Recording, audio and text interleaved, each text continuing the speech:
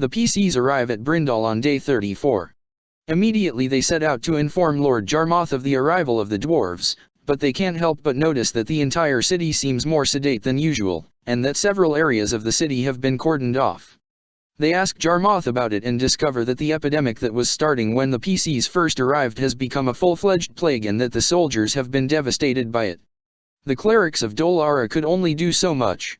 The PCs decide to investigate the city and ask the clerics about it, but before they could leave, Jarmoth pulls Holden aside to give him a sealed letter. The worst has happened. Holden's wife was found murdered in their home in Thrain.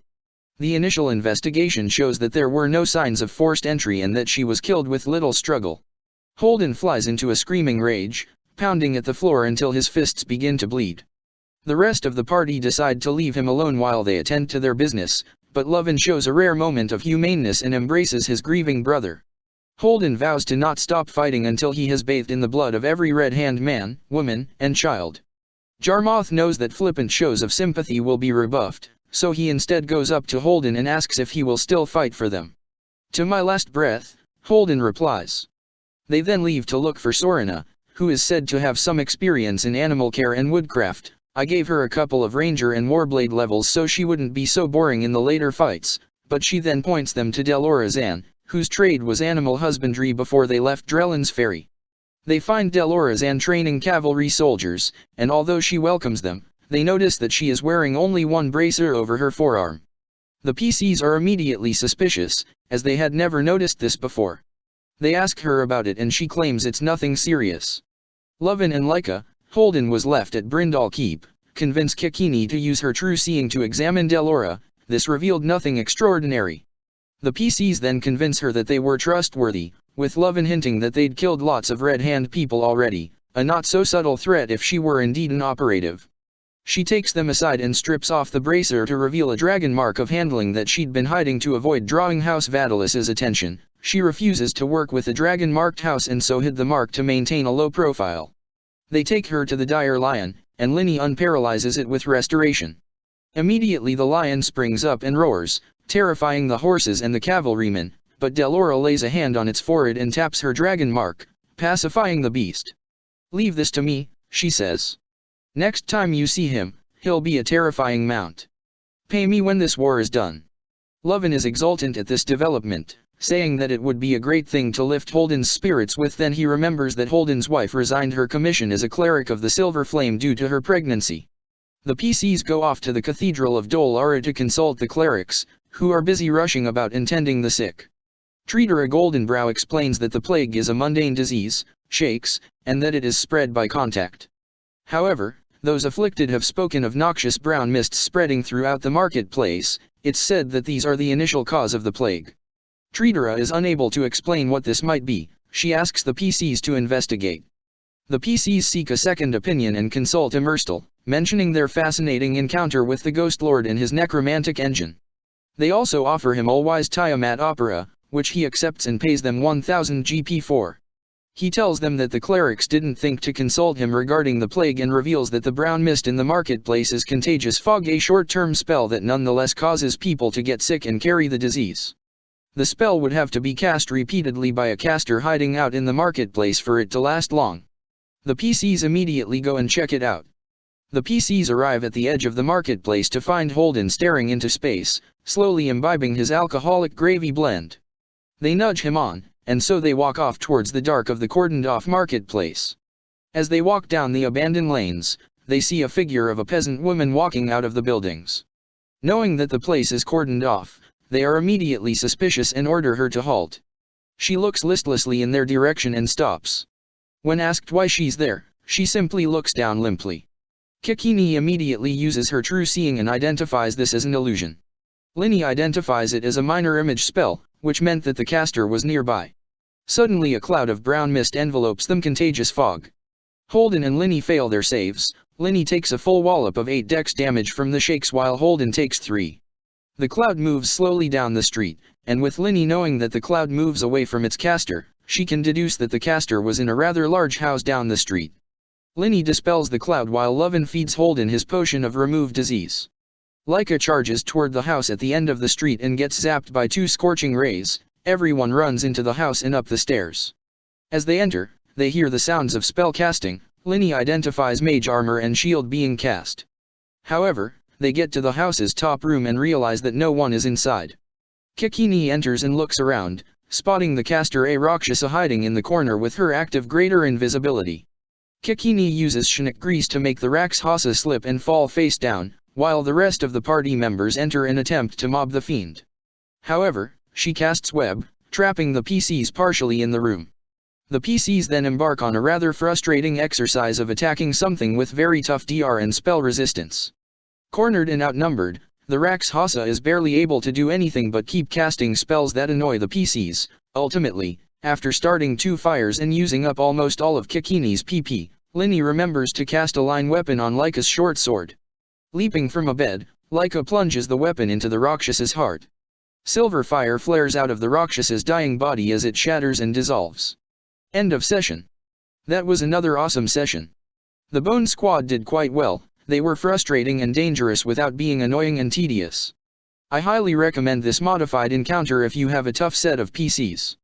The Ghost Lord encounter was far quicker than I had expected. They didn't beat around the bush. I had a very large and powerful ambush planned in Doth, but unfortunately the PCs decided to skip the towns and cut across the plains with the dwarves. No outriders would dare to ambush such a large company. As such, they were able to avoid a lot of the difficult encounters I'd planned along the way. I loved what they did with the Dire Lion. The bit about Delorazan was completely improvised as I hadn't expected them to take out the Dire Lion. I also didn't want them to simply despair at the lack of a decent druid in Brindal. Now they have a mount in battle that will put war horses to shame. I finally killed off Holden's wife. I'm going to add insult to injury soon, but I'll need pull the PCs out of Brindal for the second attempt on the PCs' lives. I'm not yet sure how to do this. I could have a supply wagon that needs protection, or maybe a mobile trebuchet crew that needs to be taken out. Although the Battle of Brindal begins 2 days after the horde arrives, I feel like I want to start it early by having the Red Hand set up a trebuchet to fling live prisoners, dead cattle, and severed heads into the city. Finally, I'm going to give the PCs the option to train and / or choose what training method their Cotter of Lions of Brindal would use. There's still a lot of time to burn, but mostly I'll just have to give them emergency missions. Yesterday's session was rather slow. We were supposed to hold the session last Saturday, but a storm hit the country and power got knocked out, so playing would be pretty frustrating in the dark. Yesterday was a holiday, so we tried to take advantage of our collective free schedules and play. Unfortunately, Laika's player couldn't make it, while Kikini's player was visiting the cemetery and would only be around after lunch. Linny's player is unfortunately out. Her parents were no longer allowing her for some unclear reason. It couldn't be helped, so I decided to ask a regular attendee, who doesn't play but watches, to take over her character. At first I told him he could use his own character, but he said the party needed a buffer/healer and graciously offered to play as Linny. We started yesterday with Holden and Lovin's player handling Laika as well, while Linny's new player also handled Kikini until her actual player arrived. The party started standing over the rapidly dissolving body of the Rakshasa they'd killed last session. I had forgotten to roll treasure for it, so I gave them the following: 3,500 GP, a large Kyber Dragon's Heart, some gems, a vest of defense, an oil of bless weapon, a scroll of invisibility, and a handy haversack. They went to report their success to the authorities and booked themselves at the Stone Wyvern for the night. When they got to the Stone Wyvern, the gnome owner squeaked adventurers, when he saw his new guests, and slammed the door. When the party actually went in to see what the problem was, he apologized, and explained that he's always been paranoid of adventurers because he was afraid of them unpetrifying the wyvern. The PCs offered a great deal of money, an initial down payment of 750 GP to take out the wyvern and unpetrify it for use as a mount in the coming battle. Holden said that the Church of the Silver Flame would compensate for whatever damage and/or profit loss that taking the wyvern might cause. After all, the wyvern was a Thrain Air Cavalry unit and as such was property of the church. After a diplomacy check, the gnome, Mr. Yule, reluctantly agreed. The next morning, day 35, they awoke to find Yule sitting nervously under the wyvern, so much so that when he saw them coming down the stairs, he stood up and almost knocked himself out on the stone monster. Then came the hilarious problem of getting the wyvern out of the building. If you read the write-up of Brindal, it says the inn was built around the petrified wyvern. Holden asked Yule what kind of an idiot built his inn around a petrified monster, To which Yule replied that it made a lot of entrepreneurial sense when his father did it, mostly founded on how only an idiot would unpetrify the wyvern while it was inside the building. There were several issues here. Wyverns weighed 1 ton unpetrified, so the obviously denser statue would be far too heavy to drag out without smashing the floorboards. Even if they did manage to drag it, it was too big to fit out the door. Finally, if they unpetrified it while inside the building, it would likely trash the place. Holden offered more gold and set about unhinging the door, while Lovin took everyone's rope and tied the petrified wyvern up as tightly as he could. They then called Delorazan in case they needed someone to handle the animal, though they were reluctant since they knew Delora was trying to keep her dragon mark a secret, in addition to some soldiers. Just before Linny cast break enchantment on the wyvern, the soldiers all backed off and began to express their fear. Most of them knew that the wyvern was part of one of Thrain's infamous air cavalry units, and some of them knew what it was like to see friends getting snatched up by wyverns and smeared on the ground. Holden says that's exactly why they wanted to unpetrify the wyvern, and tells Linny to go ahead. As the wyvern turned back into flesh and blood, it made a series of strength checks against all the ropes, but failed to break any single one. Delora was about to use her dragon mark as the creature struggled, but it instantly calmed down when it smelled Holden. Delora explained that it might have been accustomed to the scent of the standard-issue armor polish that Thrain soldiers used, and as such was calmed down despite having been stoned for quite a while. Holden and Lyko lead it out of the door without much trouble, and then realize that they don't have a stable to put it in. They ask the gnome if they could let the animal roost on the roof of the inn, but Yule refuses outright. They decide to chain the wyvern to a large stake they hammer down into the middle of the cathedral square after Lyka takes it for a spin. The PCs then head off to Brindal Keep to ask if there is anything that needs to be done. Jarmoth and Captain Ulverth introduce the PCs to the Lions of Brindal squad they'll be fighting with during the battle, Tiani Sura, whom they'd met in Drellin's Ferry, and 3 others, Regan, Jones and Narki. I also introduced them to Rampant, Captain Ulverth's 7 feet 5 inches tall Warforged lieutenant. Rampant is a bit unusual in appearance as Warforged go. His head plates are shaped into a lion's head, complete with mane, and his left arm is conspicuously larger and has an armor-plated hose running along its length. Tiani was rather upset that Lovin was checking her out and smacked him upside the head. Regan brought up the unfortunate topic of female dwarf facial hair. Jones explained he didn't talk much because his parents were from Karnath and were often accused of being spies. Narki enjoyed teasing Lovin regarding his height. At this point, Captain Ulverth asks the PCs what special training they'd like him to give the Lions. Holden's player doesn't really get this at first since he thinks they're asking for a battlefield deployment order and not a training specialization. Ulverth hints at this, would they rather have a sniper, or a close combat sword specialist, etc. As such, Holden wants the Lions to help them charge the incoming Warforged Titans. Ulverth is flabbergasted at this supposed veterans' war experience and shoots down the idea. Eventually I break down and tell them OOC that this is a chance for them to customize the Lions so that they aren't just sword/borders. Furthermore, if the players are willing to do some one-on-one training with the Lions for a week, they can swap out that last fighter level for a single level in Crusader, for Holden, Warblade, for Lyka, Rogue, for Lovin, Duskblade, for Linny, and finally Psychic Warrior, for Kikini, if they pass a series of skill checks appropriate to the class. They agree that Jones, who is more dexterous than the others, can be a sniper, while Regan, who is the strongest of the 4, would be trained as a Crusader, and Tiani could be a Warblade. She's the smartest and that extra and would at least help with Warblade's first level abilities. Finally Narki, apparently, sarcasm equals WIS, is going to swap her 4th fighter level for Psychic Warrior, assuming their PC trainers make the appropriate skill checks. Finally, Jarmoth informs the PCs that the hobgoblins are closing around the town of Taylor, and that the town council delayed evacuating, so the villagers were in danger of being overtaken by the Outriders. The PCs take their horses and ride hard to Taylor, covering the distance in 3 hours. They arrive at Taylor around noon. The people are packing up, but don't seem to be in any particular hurry.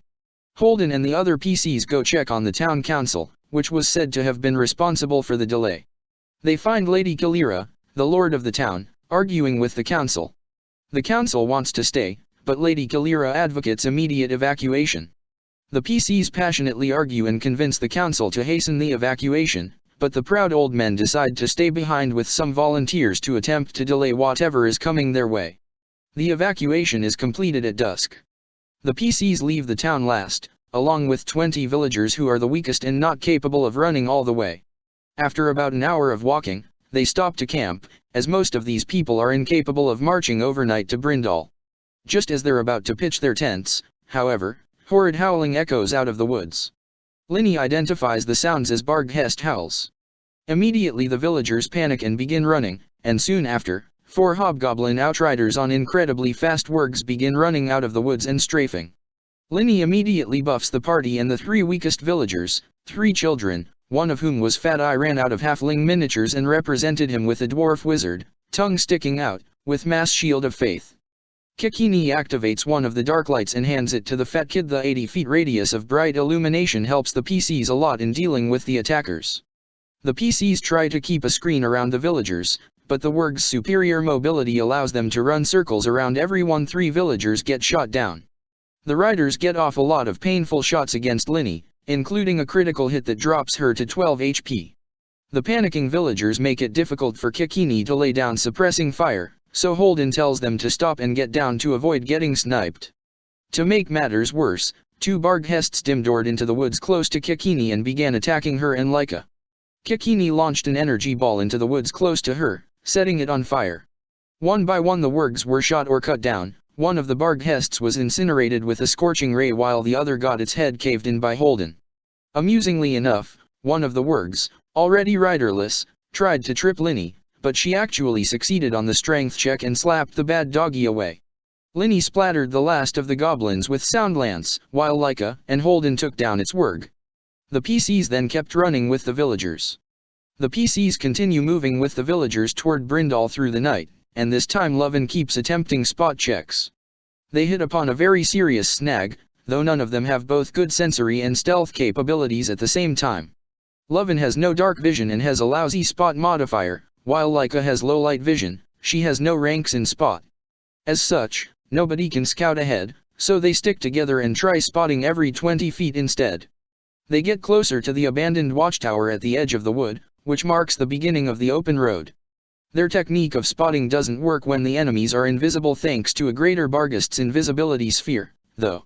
Lovin trips a trap. He has no ranks in search and isn't exactly cautious. That casts ghost sound behind them, more Barghest howling. They immediately take positions around the PCs, with Holden and Laika closest to the sound and Lovin, Kikini and Linny farthest from the sound. Between them the villagers huddle. After a few tense moments of hearing crashing through the forest, a thunderous bang erupts in the middle of the crowd of villagers. It was a great thunderclap spell, which knocks out all the villagers, renders Holden and Linny prone, and deafens Holden. The other PCs are unable to see where the spell came from, but soon after they begin hearing movement from the road. At this point, a 9-foot-tall hobgoblin Duskblade bursts out of the woods with a long, curved sword crackling with lightning and slashes at Kikini. Her HP drops to 22 out of 55 in one attack, and she begins making plans to set fire to the woods again. Unfortunately, she can't see very far through the dense trees even with the dark light.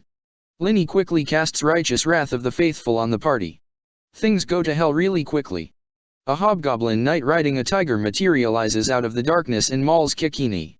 Almost all of his attacks miss, but the tiger's claws and the rider's lance are enough to drop her to -5 immediately. Even worse, the hidden Greater Barghest, advanced and elite, casts Charm Monster on Lovin, ordering him to shoot the Kalashtar. He misses due to Kikini's Shield of Faith and inertial armor. The PCs run to Kikini's aid, and Holden heals her with his healing belt. Laika moves in quickly and eviscerates the Duskblade, while a second enlarged Duskblade teleports beside Linny and swipes at her, but misses.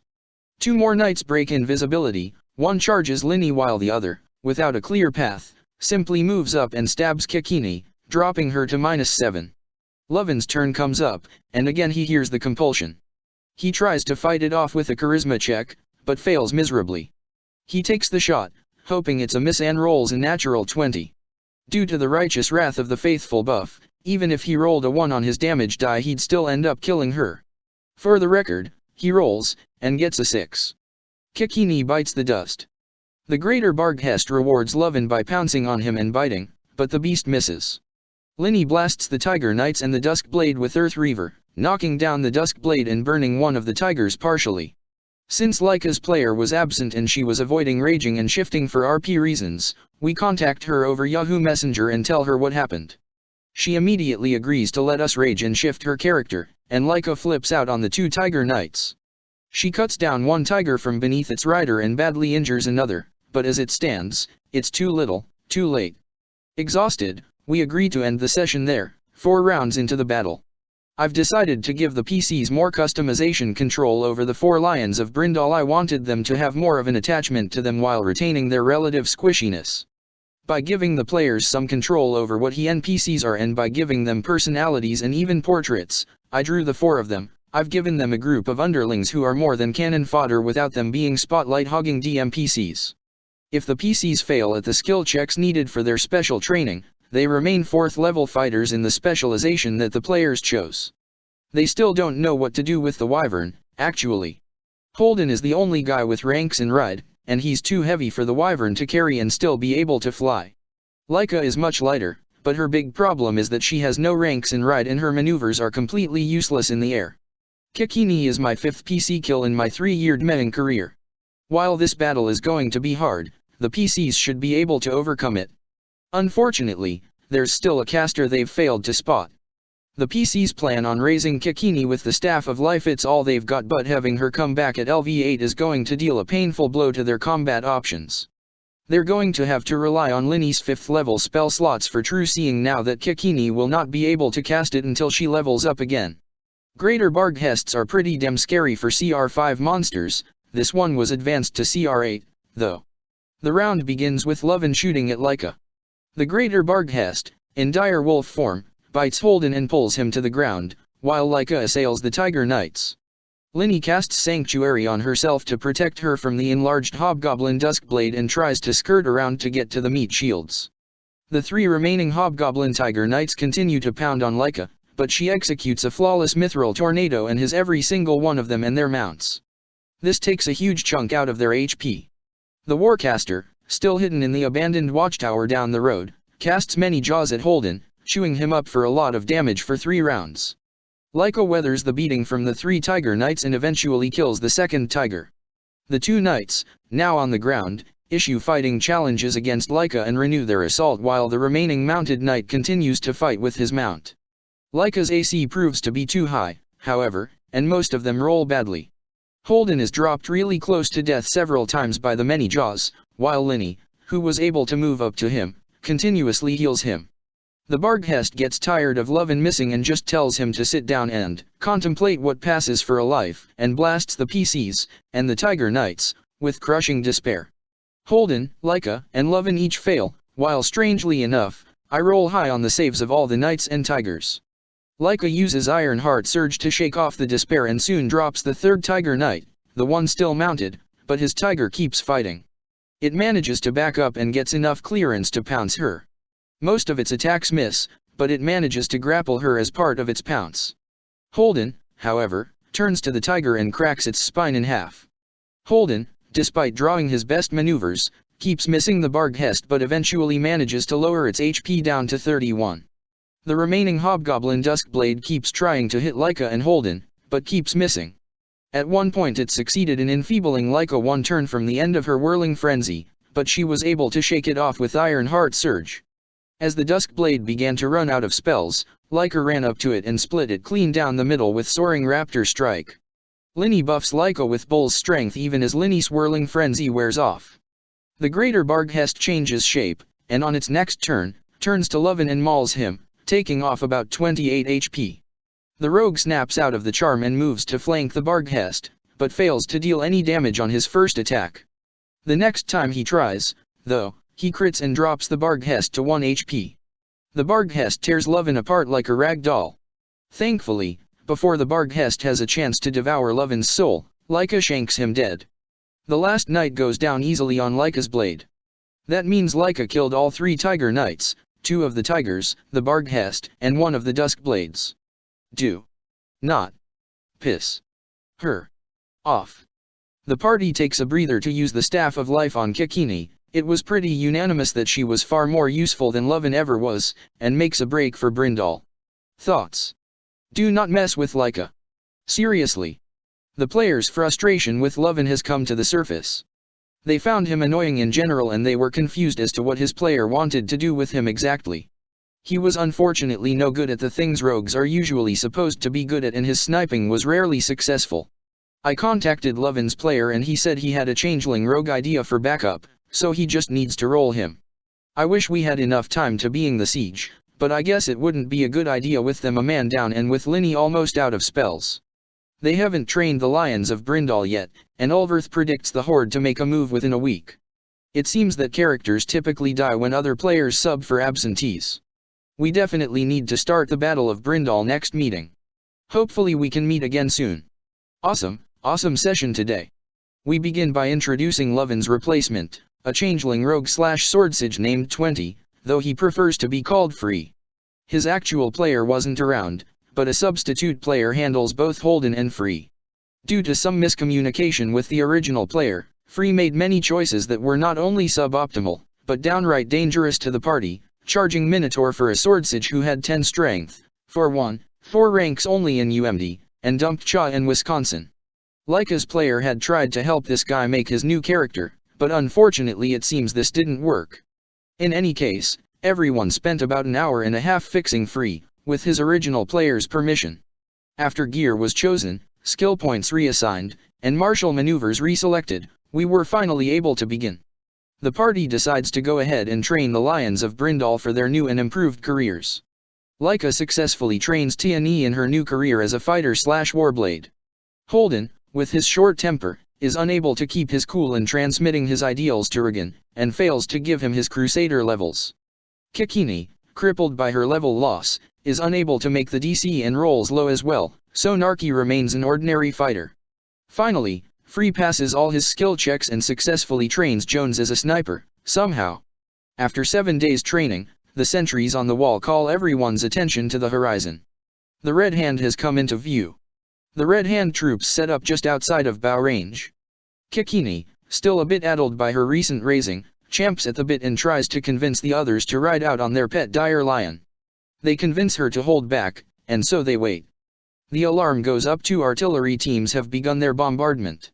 From the wall, the outlines of 3 hulking ogres and 2 enormous Warforged titans are visible. The titans are heavily modified, and from the gates Linny can make out that each has 1 massive arm-mounted cannon powered by human-sized aberrant dragon's hearts.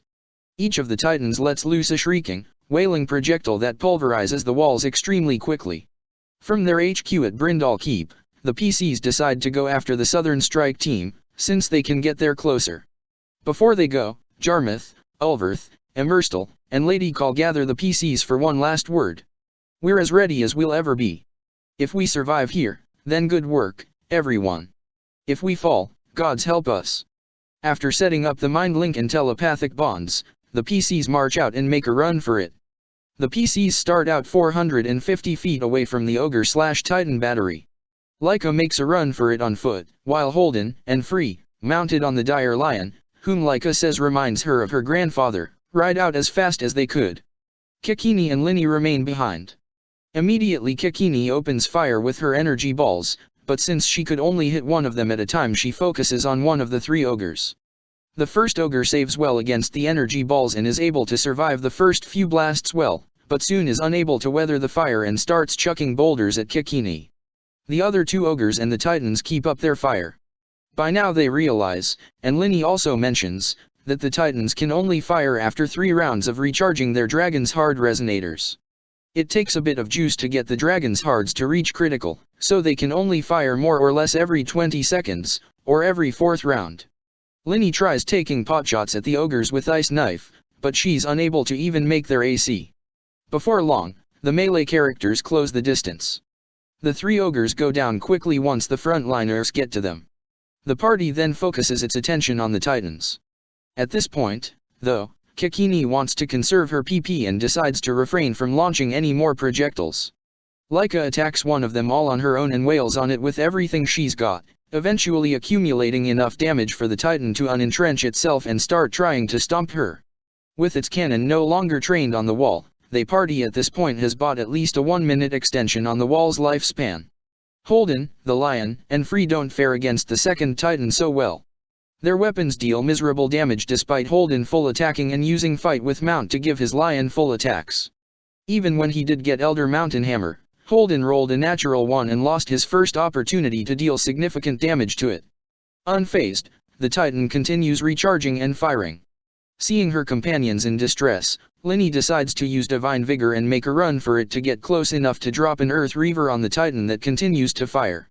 It takes her a couple more rounds to get close enough even with her enhanced run speed, but once Linny fires off the Earth Reaver, the Titan fails its reflex save and topples. With their target disabled, Holden, the Lion and Free continue their assault. As the Titan gets up, the three take their AOs against the mechanical monster while Linny follows up reluctantly with a Sound Lance. Though the Titan is resistant to sonic damage, the blast rips off a huge chunk of its armor. Leica, in the meantime, continues beating on the other Titan while sustaining severe injuries from the Titan's stomps. With a final soaring raptor strike, she sunders the Titan's Dragon's Hard Resonator and it goes down. Holden's Lion manages the impossible winning a grapple check against the Titan. This ties up its cannon and prevents it from firing. Free attempts to use Devastating Throw on the Titan twice. He wanted to be able to brag about it here, but fails completely. At one point he fails by 1. Finally, Holden gets Mountain Hammer and bashes the Titan's chest cavity in. The Titan goes down. After picking up their loot, a whole bunch of Dragon's Hearts from the exploding resonators, some GP, a minor schema of resist energy and a robe of useful items, they try to contact Jarmuth. Jarmuth only replies, "Oh gods, it's coming. Come quickly." Abathriox 55 feet long, with gold dragon marks embossed onto his ebon horns, and holding an enormous red hand banner in his front claws flies overhead, roaring a challenge. "I, Abathriox, chosen Prince of Tiamat, hereby claim this city in the name of the Dragon Queen. If you wish to dispute my claim, come after me if you dare." He then flies over Cathedral Square and throws down the flagpole-sized standard into the earth. With the red hand now flying over the city, Abathriox begins circling and setting the city on fire, butchering any troops he could get his claws into. The PCs make a run for it, quaffing potions and casting spells as they went, most notably, Magic Circle against Evil, Righteous Wrath of the Faithful, Fell the Greatest Foe, and Anti-Dragon Aura. By the time they get into the city, the entire southern district is on fire, and the windstorm, conjured by Ulwy, is causing the fires to spread at a dramatic rate. The inferno raises huge clouds of choking smoke that block out the sky. The party wants to put out the fires first, but knowing that the dragon could easily start them again, they face down the dragon. However, they unwisely chose to enter and remain in tight formation as they are unable to spot the dragon through the thick smoke and unwilling to take cover between the burning buildings. They remain in the city street, flailing in panic. The dragon swoops down over them, uses his blind sense to pinpoint them, and, swooping out of the smoke, uses his explosive meta breath. I roll 49 damage out of 10d10 slightly below average, but this is enough to send Kikini to the negatives instantly. Free and Linny also fail and take the full brunt of the blast, while Leica and Lovin save. The lion also fails its save and is dropped to 8 HP out of 60, it had taken 3 damage from Holden spurring it. The shockwave from the dragon breath knocks everyone prone. While the dragon is visible, though, Linny notices the multiple dragon mark glyphs orbiting around it and successfully identifies the buffs it has active. Remembering their potions of fly, Leica and Free quaff theirs while Linny desperately tries to get herself back up to decent HP. Holden spends some time trying to get back onto his mount, only to get swatted by the dragon with a flyby awesome blow. The dragon's attack throws Holden 10 feet from his mount and flat onto his face on the pavement stones. Abathriox then climbs sharply into the smoke. Linny, in her desperation, uses the second to the last charge on her staff of healing to bring back Kikini to full HP. However, with the dragon flying too high above the smoke for them, everyone is unable to attack him directly. Leica and Free attempt to fly a bit higher, but are still unable to maneuver much. Everyone pretty much fumbles around, flailing and panicking. Free then decides to make a heroic sacrifice. He flies up to about 30 feet and readies an action to attack the dragon once it gets into range. The dragon spots him, and takes a bite out of him. With 14 HP left, he drops to -1. And falls to the ground. And craters for 10 damage. Exeunt Free. Leica tries to use Soaring Raptor Strike but gets a face full of dragon mark glyphs as she bounces off the shimmering barrier. However, This buys the party some very important time. The dragon is now below the smoke and in range. Torn between outright blasting and conserving PP, Kikini decides to use Ego Whip, albeit pumped up. She realizes she could take it down through ability damage as well, so fires off a max augmented Ego Whip. Before she does this, though, I remember one thing I always forget on dragons: frightful presence. Everyone but the Dire Lion makes their saves, so oh well. Kikini she breaches spell resistance. Abathriox fails his save. Kikini rolls 5 damage. You're not as cool as you think you are. Abathriox, his pride wounded, drops down to 9 charisma. Still a long ways to go, but I realize something important: this shuts down his spell casting. The party cheers, and Linny excitedly lines up her dispel magic. And all 4 of the dragon's buffs: mage armor, shield, scintillating scales, and resist energy, cold, dash shatter into pieces of arcane detritus. Another cheer from the party. Freeze sacrifice actually got them somewhere. Holden quaffs a potion of fly and begins soaring through the air, while Leica wails on the dragon with renewed vigor. The dragon attempts to knock Leica out of the sky with awesome blow, but fails, and then lands onto the ground. Linny attempts to punch a hole in Abathriox with sound lance, but fails to breach SR, fearing that the dragon would be able to launch his breath weapon again. Kikini runs off to the side and waits for it to move into view. Abathriox has other weapons at his disposal, however, and with a flourish, smacks his tail into the pavement. Windows along the street shatter and everyone within 95 feet fails their bull rush resist attempts against the dragon and are sent sprawling to the ground. Even the Dire Lion is knocked down. Only Holden and Leica, flying above the ground, are unaffected. At this point, Abathriox is still at a massive 180 plus HP. But Leica has other ideas. Using Dancing Mongoose, she full attacks and crits. Piling on her multiple attacks plus fell the greatest foe, Leica racks up an amazing 91 damage on Abathriox and takes off almost half of his HP in one turn. I pick my jaw up off the floor. Linny follows up with Earth Reaver, using her Manifest Ethos ability from Paranostic Apostle to turn its fire damage into sacred damage. Another huge chunk is taken out of Abathriox, and although he isn't knocked prone, he's down to about 71 HP. Enter Holden and Amal, furiously glowing with the Silver Flame's Divine Surge. Crack. 10 HP left. The dragon angrily roars at Holden, vowing to drag him screaming to Dolor, and full attacks, taking a -10 penalty to use power attack. Only the bite and 2 wings hit, though. He was lucky the tail didn't bean him, and Holden takes about 50 plus damage. Kikini tries to finish off the dragon with an energy bolt, but fails to breach SR. Leica attempts one last full attack, slashing madly. She takes several swipes and finally plunges her long sword into the dragon's heart, ripping its chest cavity open.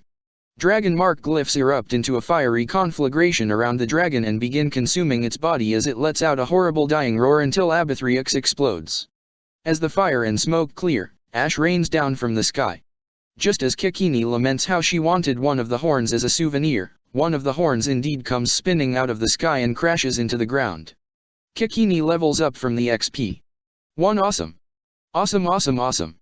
This definitely makes up for the colossal suck that was the Regerix battle. Everyone was able to contribute meaningfully in this session. To the player's quip how Free, in his 2 encounters, was able to contribute far more than Lovin was able to do in his entire career. 3 I scrapped the trebuchet, just too much trouble to deal with. 4 the party needs to conserve its resources very well, though Linny's primary blasting spells are gone, and she's now down 1 dispel magic. Kikini still has about 1/3 of her PP left, but that was a bit too much spent in the opening battles. They've got a long way to go, and I think they were a bit too careless in the first one. 5 the sub player has been accepted as an official player now, and is planning to put together a decent sniper. He's done quite well as a player in past games, so I think he'll be a good addition. 6 I've put together a fair bit of surprises for the coming battles. A Streets of Blood will feature a larger number of hobgoblins using indirect volleys pinpointed by hobgoblin dragoons on manticore mounts plus 1 Doom Hand Confessor, upgraded Doom Hand War Priest. B Berserkers galore and some other nasty martial treats. C still no idea if I should modify the 3rd wave. Probably not. D 4th wave for flavor, spellcasters mounted on a howdah on an otherwise standard Warforged Titan's back. This might be a bit too much, so the casters will now have to pace themselves as they call on their reinforcements. 7 Leica. Eyes. Amazing. She went from meat grinder to adamantine grinder to, as Linny's player calls her, an anime character. Streets of blood. Much ownage, but much pain. Preparations. Holden's player was absent again due to parental reasons. Laika's player was also unable to attend due to the severe traffic between her place and mine. She lives outside of town south of Metro Manila while I live in the north. As such, it's a pretty damn long trip for her. She only gets to come here regularly during school weekends since her university is nearby. In any case, my new permanent player introduces his rogue sniper character, Nox, by taking potshots at the red hand as they enter. The character is pretty well built, and the player knows how to set up sniping, so he pretty did well today. More on this later. The PCs call on the 4 Lions of Brindal, who support them and the militiamen in this encounter. The militiamen are led by Rampant, the Warforged sub-commander of the Brindal Lion Guard. PCs. Holden. Laika. Linny. Kikini. Nox, incognito, and unseen on a barn's roof. It's one of the buildings in the center of the map. Basically, nobody knows he's there until he actually starts shooting. The Lion Guard. Rampant, Warforged Fighter 2/Warblade 4. TNE, Fighter 2/Warblade 2, disarm build with 2-blade sword. Jones, Fighter 2/Rogue 2, sniper build. Narky and Rigan, vanilla 2-hand bastard sword builds. -10 militiamen. I put up a barrier made of small Mauli clips and folded index card scraps across the part of the map where the wagon is. Wave 1, Air Strike First Wave. -2 Hobgoblin Dragoons mounted on advanced Manticores. -1 Doom Hand Confessor, Cleric 5/Ordained Champion 3. -10 Hobgoblin Regular Archers, MWK Composite Longbows instead of long swords. The Manticores come in hard and fast, carrying Hobgoblin Dragoons on their backs and 50 pounds rocks. The Doom Hand Confessor appears, already buffed with Divine Power and Divine Vigor, and heads straight for the barricade. Holden, Rampant and Laika damage the Confessor significantly in the first round, but the 2 Manticores drop their rocks on Holden. Holden takes a wallop from the first rock, but the second misses. Kikini stays prone on the roof of the cottage above the wagon, doing her best to lie low. However, with the Manticores overhead, she decides to leap down and join the fray below instead of being plastered on the roof. Nox sneaks the closest Manticore. His hide check is 50, dealing significant damage to it. Before the Confessor can get any damage off, he's dropped to critical HP by the mobbing PCs. Jones takes a few ineffectual potshots while the other 3 Lions stay behind the barricade. At this point, one of the Dragoons barks out an order in Goblin, "All right, drop the hammer on M." And an arrow volley strikes the militiamen. 4 are severely injured, and Rigan takes a hit as well. Holden leads the militiamen in a concentrated arrow volley on the Confessor, and they actually get in a hit. The Confessor attempts to smite Holden by channeling contagion into his heavy flail, but fumbles. Laika cuts him down. The Manticores retaliate by spraying the defenders with their tail spikes. The 4 injured militiamen die instantly, plus 2 more. Improved natural attack FTW. The other Manticore fires at Kikini, TNE, Rigan and Narky, but only lands a hit on Narky. A second volley of arrows comes down on Holden, Laika and Rampant, but only Holden gets hit. Nox takes a second shot at the Manticore he shot, and it comes crashing down. Its Dragoon jumps off and lands very close to Laika. Linny comes out of hiding and blasts the second Manticore with Blast of Force, and it fails its fort save, falling out of the sky. However, it doesn't take enough damage to die and instead lands uncomfortably close to Kikini. It ineffectually tries to attack, but Linny knocks it into the negatives with Scorching Ray. Although the 2 Dragoons wound Laika significantly with their halberds, the party's frontliners and Rampant easily take them down. The Hobgoblin archers close in on the street, but Nox drops a glitter dust on them from a scroll. 7 of them are blinded, and the remaining ones, seeing the party tear up their frontliners, beat a hasty retreat, dragging the blinded guys with them. Wave 2. -4 Blood Ghost Berserkers, Barbarian 2/Warblade 2. -1 Blood Ghost Revenant Blade, Warblade 3/Bloodstorm Blade 3. -1 Hobgoblin Dirge Dancer, Fighter 4/Swordsage 2/Dervish 2. They remember to call the Dire Lion, which Holden mounts and moves in front of the barricade. The Dirge Dancer uses her movement speed to blaze her way down the Dawn Way. Holden and Laika rush to attempt to block her off, and so does Rampant. Nox drops a scroll of black tentacles on the berserkers, trapping all of them. Since they have decent strength, I decide to actually roll the grapple checks for them so that they could escape. This kind of slows down the game, but it gave a sense of more urgency. The Revenant Blade appears, having sneaked onto a rooftop with a potion of invisibility, and throws his heavy flail at Leica. Leica's player, who was on a EAM conference with Holden's player, expresses her shock. The Lions attempt to open fire on the Revenant Blade, but none of them manage to land any hits. 26 AC is a tall order even for concentrated volleys. The Dirge Dancer executes Burning Blade and Flashing Sun along with her Dervish Dance, scoring a crit on Leica. Her second and third strikes miss, but the last hits. Leica drops down to 34 HP from the 70s. Holden attempts to use Battle Leader's charge on the Dirge Dancer, but unfortunately this and the Dire Lions pounce all miss. In the meantime, the Berserkers all continue struggling with the tentacles. They don't get much progress until the first one manages to break loose and fight through until the edge of the tentacles. The Dirge Dancer again takes multiple shots at the lion, dancing all the way around it, but deals very little damage. Without Burning Blade, she's kinda weak. However, she makes it over the barrier. The 4 lions of Brindal surround her and begin attacking. Linny follows up with a magic missile, dropping the Dirge Dancer to critical HP. The Revenant Blade launches his heavy flail again, disarming Holden successfully. Holden climbs down from his mount to pick it up, and remounts. One by one, the Berserkers pull out of the tentacles. One bashes Leica for 25 damage, dropping her to a dangerously low 9 HP. She tries to retreat to Linny for healing. Nox nails one of the Berserkers with a scroll of Ice Lance. The Dirge Dancer retaliates against Regan, slicing him down to 12 HP, but Linny finishes her off with a magic missile. The Revenant Blade disarms Holden again, and at this point he says screw this and leads his mount to pounce on one of the barbarians who had just whacked Leica. The lion grapples the brute and begins to dismember him, while Kikini puts in some potshots with her Dorhi. At this point, one of the barbarians charges the Dire Lion and drops him to 0 HP, but Holden smacks him and heals the Dire Lion with Revitalizing Strike. The lion tears the bugbear a new one. Leica, refreshed with new HP, jumps across the Dire Lion's back and executes a soaring raptor strike on the last berserker, and Holden caves in its face with a Falcon Punch Divine Surge Punch. The Revenant Blade leaps down, only to be confronted by Rampant, who attempts to smash him into a wall. The bugbear puts up a great fight, though, and refuses to be crushed against a wall.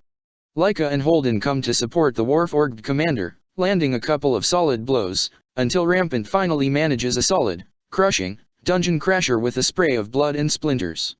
Just as the dust clears, a bolt comes careening through the air. C/O Nox, finishing off the Revenant Blade. Wave 3. -5 Blue Spawn Thunder Lizards.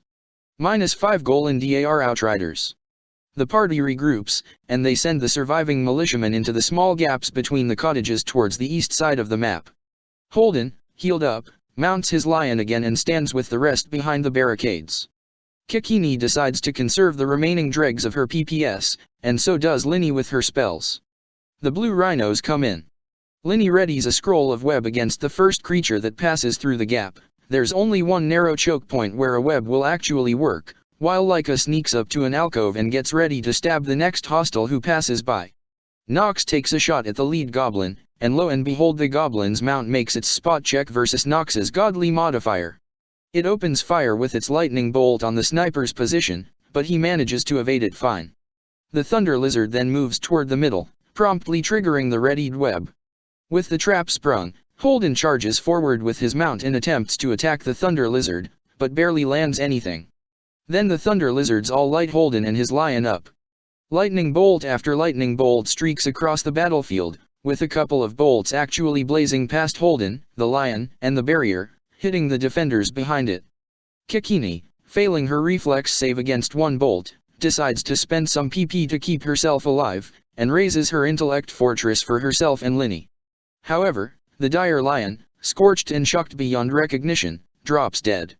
The web is now burnt through, and although the TH.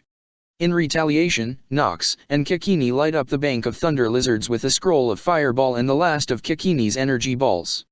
Most of the riders are killed instantly. Without their riders, the ornery beasts charge and crash the barrier. Holden runs into a corner after having taken so much damage, but Leica and Rampant engage the rest. Leica grinds up the remaining rider and its mount with a mithril tornado, while severely injuring the other. Rampant beheads another one of the lizards with Emerald Razor plus power attack, while Regan and Holden take out the last two. The ground begins to shake rhythmically. They've got one round before the final wave. Wave 4 Warforged Titan. Reuven, Cool Kurzul War Adept. Cash Terry, Doomhand Confessor. And the final wave marches into view, a hulking Warforged Titan, with what appear to be bunker spaces on its back. Inside its bunkers are Wormlord Karn's two concubines, working in concert to completely flatten the defenders on the back of their Titan. As soon as it appears, one of the bunkers launches a scintillating sphere at Leica, Linny, Tiani and Narki. The Titan then marches straight for the barrier and begins smashing it wide open. Leica and Holden attack it, with Holden smacking it with Elder Mountain Hammer. Almost instantly the Titan is dropped to 70 HP, but the casters inside hit Holden with a ray of dizziness and Leica with a moon bolt. Leica takes 2 strength damage. All this time, Nox is lining up a rope and grappling hook as he scampers across the rooftops, attempting to catch the Titan and swing onto its back. The Titan walks right over the shattered barrier and mauls Holden, dropping him to 13 HP in short order. Leica drops a death from above on the Titan, critically injuring it. But then the caster inside retaliates with a ray of enfeeblement. Reuven rolls high, slashing 7 strength off Leica's score. The Titan then beats Leica into a pulp, dropping her to exactly 0 HP. Cash Terry drops a confusion spell on Narki, Rampant, and Kikini, all of whom make their saves. Kikini runs into the narrow alleyway to take cover from the onslaught. Leica, using the last of her strength, tumbles out of the Titan's reach, flopping down onto the ground beside Linny. Linny heals her back up while Rampant runs up to the Titan and stabs his blade into its leg actuators, disabling it. The Titan's systems fail, and it breaks down into a kneeling position in the middle of the Dawnway. Just as Holden is about to rejoice, Reuven shoots him, as he is the only hostile visible to her due to the bunker's field of vision, with an orb of electricity. And crits. Alas, 47 damage was not enough for Holden's pool to absorb. A huge hole is blown through the Dwarf Crusader's chest, and he falls flat on his back, dead. The party is furious, but there's very little they can do. Nox swings onto the back of the Titan and, using a wand of Knock Pride from Free's body by Leica, pops the lock but not before using a potion of invisibility on himself. At this point I only play out Reuven's and Nox's turns to speed things up. He knows Reuven is in there, but he didn't want to reveal himself. Not knowing what to do, he reaches into his survival pouch and drops a campfire at Reuven's feet. She gives herself away, casting Great Thunderclap on Nox. Both of them fail their fort saves and go deaf. Nox eventually shoots her to death with his crossbow. The assassin swings to the other side of the Titan and cracks open the second bunker. Cash Terry is invisible. Using a water skin from his survival pouch, Nox sprays her with water. The angry cleric, now partially visible, breaks her invisibility by channeling contagion into her heavy flail, but the rogue ducks underneath it. He begins stabbing her with his dagger quite ineffectively, while the cleric responds by casting Darkfire and burning Nox with it. Tired of this back and forth, Nox grapples her. The cleric attempts to burn him while they wrestle, but Nox successfully prevents her from touching him and pulls her out of the bunker and pushes her off the Titan's wreck and onto the ground. Rampant finishes her off with his shocking fist. Jarmuth contacts them to check up on them.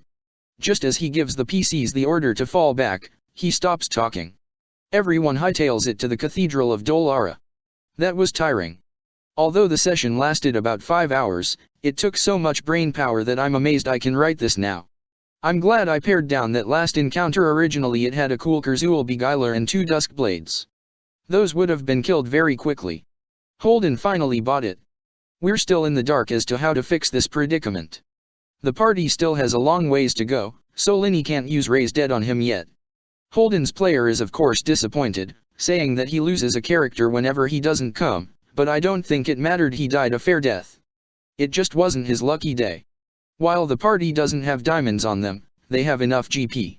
However, to get the diamonds now, they'll have to broker a deal with Lady Call. Whether or not they ultimately decide to raise Holden, his player will have to use a character in the next couple of battles. I offered to build up Rampant for him, but he says he prefers to make his own character.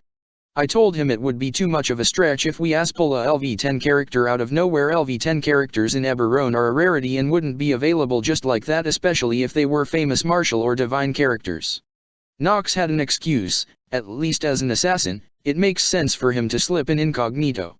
In this situation, what would you do and how would you fit in a new LV10 character? We still haven't decided what to do, but the next session won't be for a while. After Christmas break ends, I have a ton of work to finish. I did take some pictures of the session, though. I shall post them when I have time.